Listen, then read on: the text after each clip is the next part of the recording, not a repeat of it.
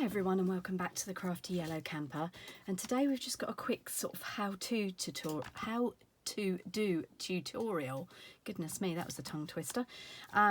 Using the stamparatus. It's one of the best tools that I think we sell, and I haven't had it out on my desk very much lately, and I thought it was about time that we had a quick chat about it, and I showed you a few of the techniques that we can use. Now the stamp set I'm going to use today is Sending Sunshine.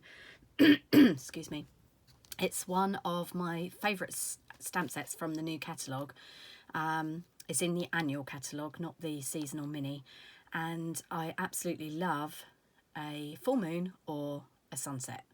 So what I wanted to do was to show you how you can use your stamparatus to get a really good result. Okay, so what we're going to do, I've pulled out the larger sort of puddle, if you like. There are two sizes, there's a larger one and a smaller one. I've pulled out the larger one, and we are going to place it on to our piece of cardstock that we're using to stamp, and you need to put the side down that will stamp the image. Okay, and then I've just got one door on my stamparatus at the moment, and by pressing onto the stamp you can pick it up onto your door. Now I should just mention that underneath here I've got the mat that comes with the stamparatus, because this is a photopolymer stamp set. If you're using one of our red rubber stamps, then you don't need to have the mat underneath. Okay, so you'll see that that is a little bit tacky and it lifted the paper up, and that's why we use the magnets. The stamparatus comes with two magnets, but we're just going to use the one. And you might actually notice here that I've got a magnetic corner.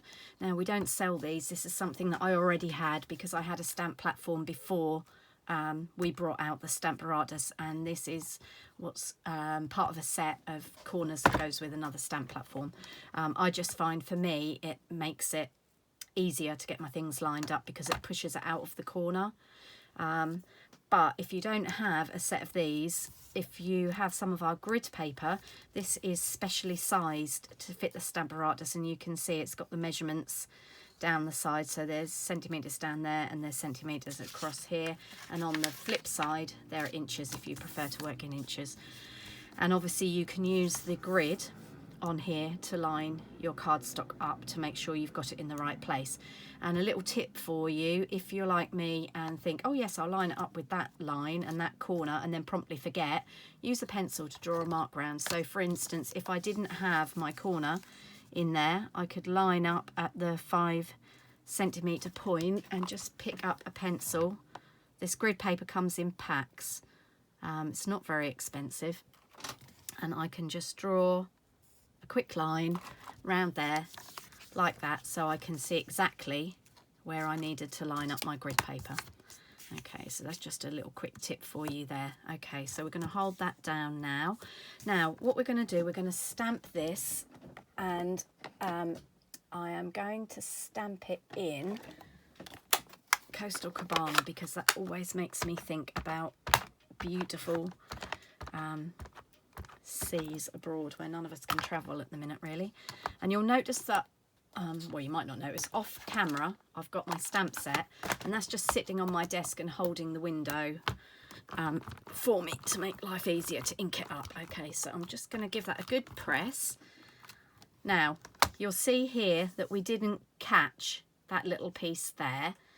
If I lift this up, hopefully you can see there's a little bit of the stamp that didn't come out, and this is one of the beauties of the stamparatus, in that our image is in that place, our stamp is in that place, so all we need to do is go back over and re-ink the stamp, and then we can go again without having to worry about getting your head right over the top of it and getting it lined up, which even with photopolymer stamps is not foolproof. There we go. Right, what I'm going to do is I'm going to move that magnet, because I think that that is what is stopping us from getting a clear image on that corner. So there we go, just need to press on that, and there we go. You can see there that we've actually got, if I lift that up again, you can see there that we've actually got the full image now. Okay, so what we're going to do, I'm going to clean off that that stamp. Excuse me, my desk is a bit crowded. I'm in the middle of making swaps for one of the groups I belong to and preparing my next cards for my class and making demo cards and writing instructions for another group I belong to.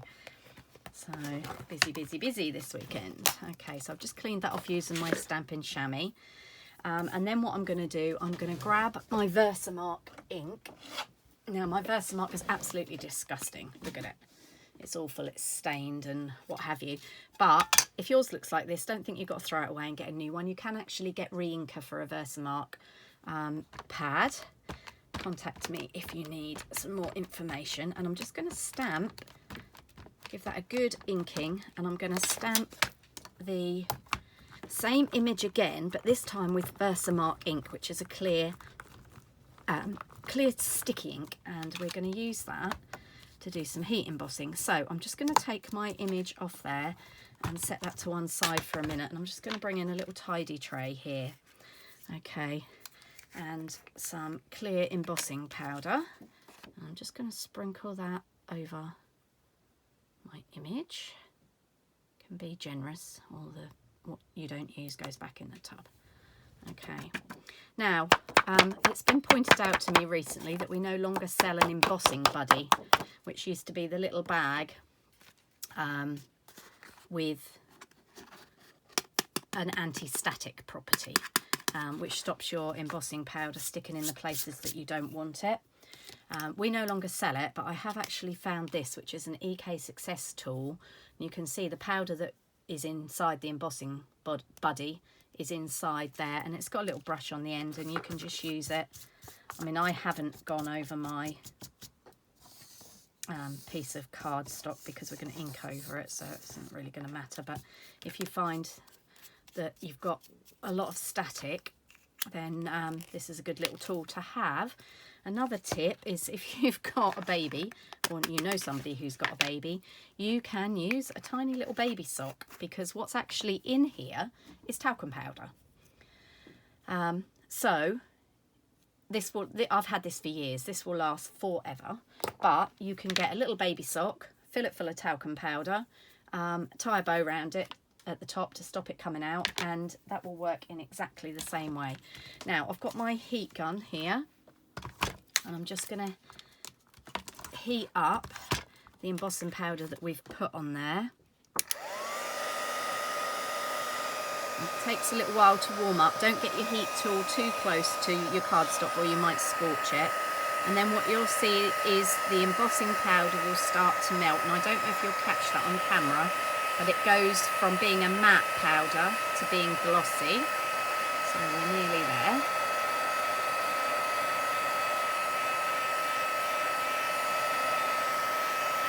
Make sure we've heated that all, and you can always turn it over and heat from the back. If your cardstock starts to bow a little bit, turn it over and heat it from the back, and that will help straighten it out.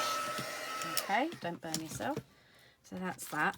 So we just need to wait a few minutes for that to dry, or a few seconds I should say, for that to dry, because when the embossing powder is hot, if you lean on it, you will end up putting finger marks in it, which we don't want. So, but it dries fairly quickly. So we're just going to give that a waft. Obviously I don't normally waft, I normally put it to one side, but we're going to give that a waft for the purposes of this demonstration. Right, there we go. So what we're going to do now, we've actually sealed that ink. So anything else that we put over that Coastal Cabana ink is not going to have any impact, because the clear embossing powder has acted like a varnish and has sealed that. So I'm going to remove that window. I'm leaving the stamp on there because I'm going to use it again in a while for something else. So I'm just grabbing my other window out of my drawer beside me. The stamparatus comes with 2 windows, which is really useful.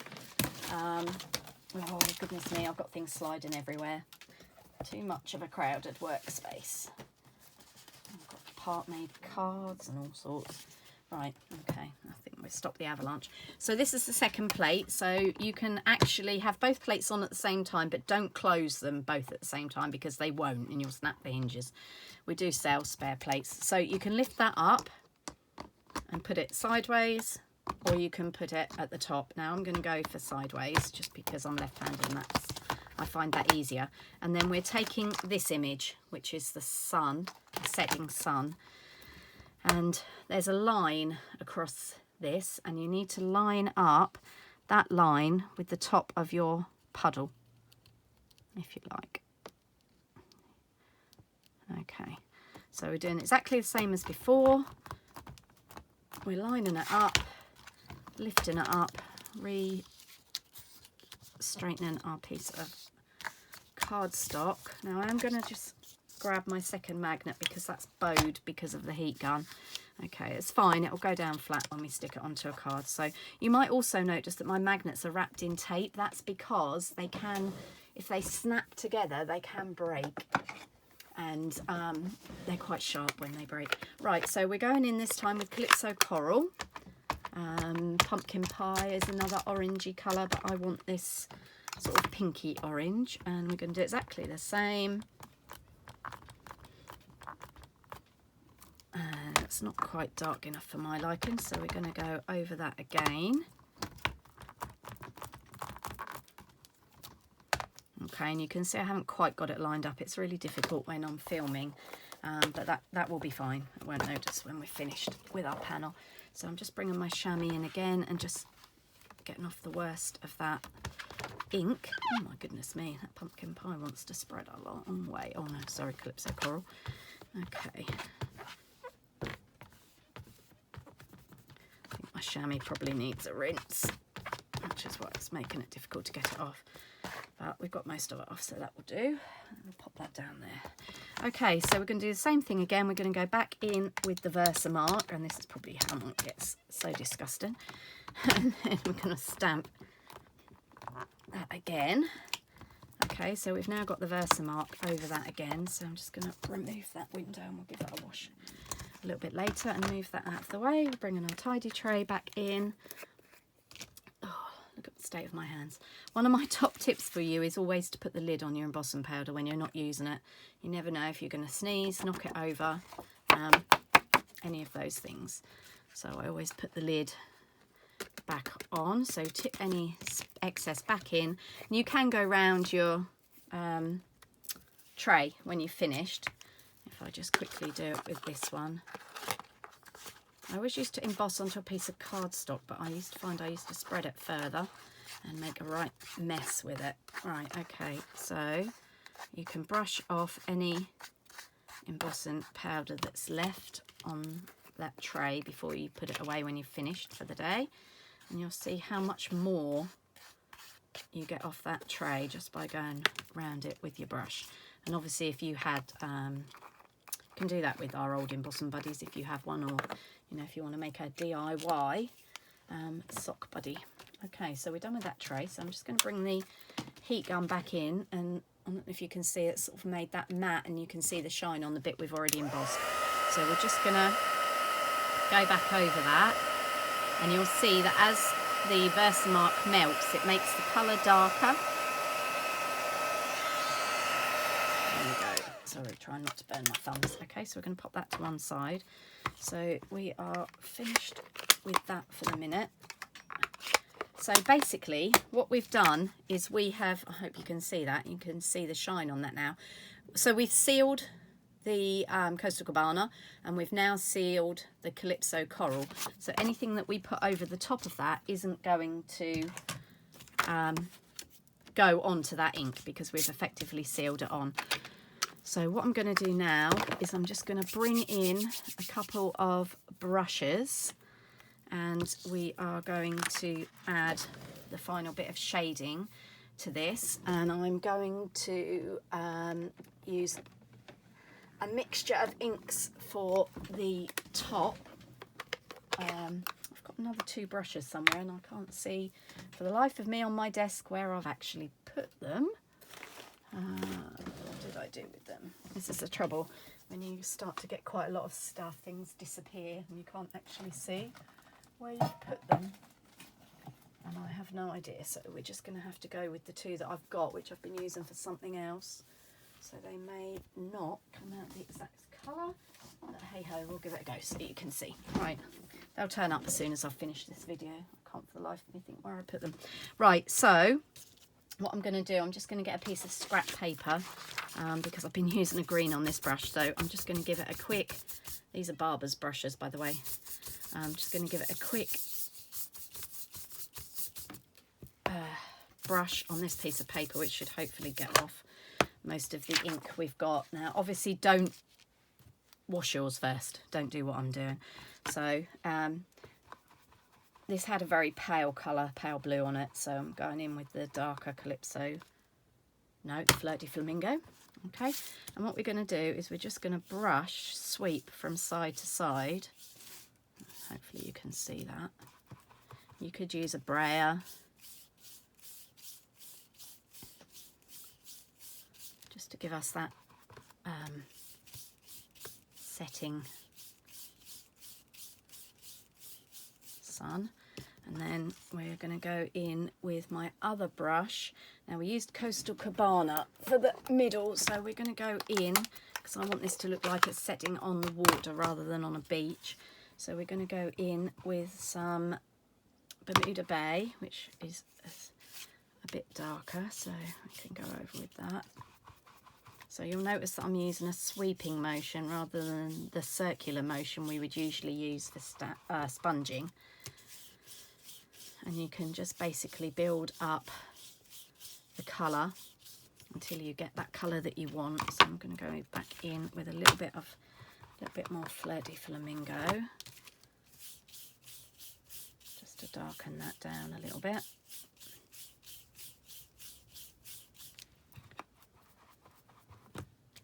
There we go. And then if you want to, you could go back in with a little tiny bit of the Calypso Coral, just to, there we go, just to add a little bit of that sort of orangey glow of the sunset. So all we need to do now is to get a dry piece of kitchen roll. It's really important that you use dry kitchen roll. Do not use a baby wipe for this, because our inks are water-based, and what you will do is smudge all the other ink. So I've got a dry piece of kitchen towel here that I've just folded up, and then all you need to do is give a gentle rub over, and you'll see we had a little bit of that ink, orangey, pinky ink there. Just give it a little bit of a rub over, and because we have used the Versamark on there, I don't know if you can see, you can still see the shine on that, and you can see that none of this ink that we have blended over the top of that has adhered itself to that. So I hope you find this useful little tutorial. The Stamparatus, as I said, is brilliant for this kind of thing. It's brilliant for sentiments where you don't know if you want to get the details a little bit darker. So I will just quickly show you how to do that with one of the sentiments from this set. So what we'll do is we'll bring back in our window. Now, because I didn't get that very clean, I'm just going to turn it round. So this side of the window is actually cleaner. And I think we'll go for inhale, exhale, enjoy. So the beauty of this is that you can position your greeting exactly where you want it. You know it's going to be level, and you aren't going to have a problem if it doesn't all stamp properly. So again, it's photopolymer, but so we can see the words through it, so we can get it where we want it. And I'm going to go up there with it. Okay, and I think that's roughly straight. It's really difficult to see without getting my head in the camera, so I think that'll do. So again, we go in with our plate. I'll give it a press to pick it up. Make sure that our piece of cardstock is still straight. If it's moved, reline it. Okay, and then we need to go in with an ink. And I think what I'm going to do is go in with that Calypso Coral again to match the sun.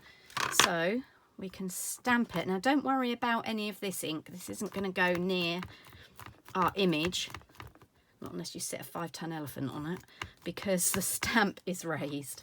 Okay, now can you see that's stamped perfectly fine, but for my liking it needs to be a little bit darker to show up a little bit more.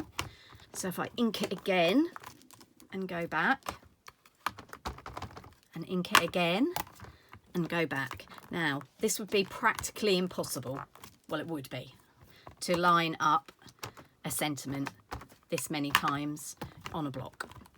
So this is where this absolutely is so useful. And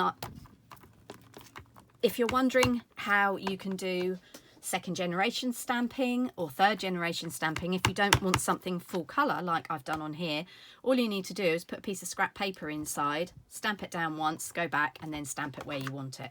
So the stamparatus does make it really nice and easy to line things up. And if we wanted to, we could go over that with the Versamark and then the clear embossing powder again to give it that sort of gloss finish.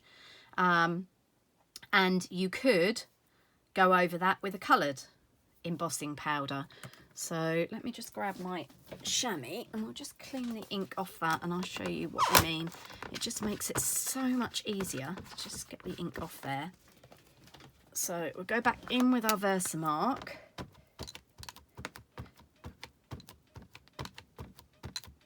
Now, I'm just going to grab another embossing powder. We want something that the colour will show through. So I'm going to go with a holographic embossing powder. Let's just grab our little tidy tray. Oh my goodness me, I'm going to have to spend at least half an hour trying to clean my desk up when we've done this. Okay, so we've got our Versamark on there.